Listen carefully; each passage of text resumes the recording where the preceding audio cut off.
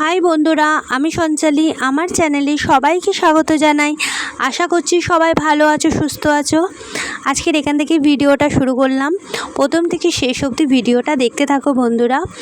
রান্না পুজোর দিন কি কি রান্না করেছি সেটাই তোমাদের সাথে শেয়ার করলাম। এখন আলু ভাজা চলছে। আলুটা ভেজে এবার তুলে নেবো। গোল গোল করে আলুটা কেটে নিয়েছি, নুন হলুদ মাখিয়ে ভাজা বসিয়ে দিয়েছি। এবার বেগুনটা ভাজবো। এই যে এখন বেগুন ভাজা চলছে। আগে সব সবজিপাতিগুলো সব কেটে রেখে দিয়েছি, তাহলে তাড়াতাড়ি ভাজা হয়ে যায়। আচ্ছা, আলু ভাজা হয়ে গেছে, বেগুন ভাজা হয়ে এসছে। এবার পটলটা ভাজতে দিয়েছি। 5 রকম ভাজাভুজি করছি। আলু বেগুন, এখন পটল ভাজাটা চলছে।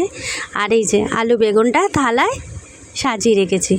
আচ্ছা, এখন ভাজবো এই যে ইলিশ মাছটা ভাজবো। আর শেষে ভেজেছি এই যে ঢ্যাঁড়স ভাজা। আচ্ছা, ইলিশ মাছটা এই যে ভাজা বসিয়ে দিয়েছি। এই দেখো বন্ধুরা, রেডিও হয়ে গেছে আমার। এখানে ইলিশ মাছ ভাজা আছে আর ঢ্যাঁড়স ভাজা আছে। আচ্ছা, এখন এই দিকে বসিয়ে দিয়েছিলাম ডাল। এই যে চচ্চড়ি ডাল, মুসুর ডালে।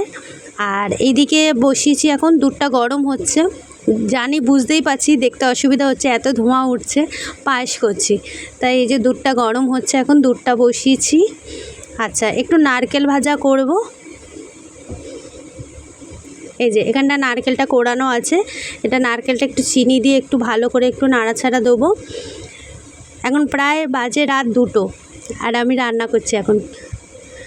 আমাদের এই আজকে দিনে রান্না করে রাখতে হয়, আর পরের দিনে তারপর এই খাবারটা বাড়িয়ে দিয়ে তারপর খেতে হয়। আচ্ছা, এই দেখো বন্ধুরা, এখানে পায়েসটা হয়েই এসছে, তো এই জন্য কাজু কিশমিশ দিয়ে দিয়েছি। এই যে রেডি হয়ে এসছে পায়েস। আর সব শেষে করেছি ভাতটা একদম সব শেষে করেছি, কারণ ভাতটা যাতে অনেকক্ষণ থাকতে পারে। এই দেখো বন্ধুরা, পায়েসটা কিন্তু হয়ে গেছে।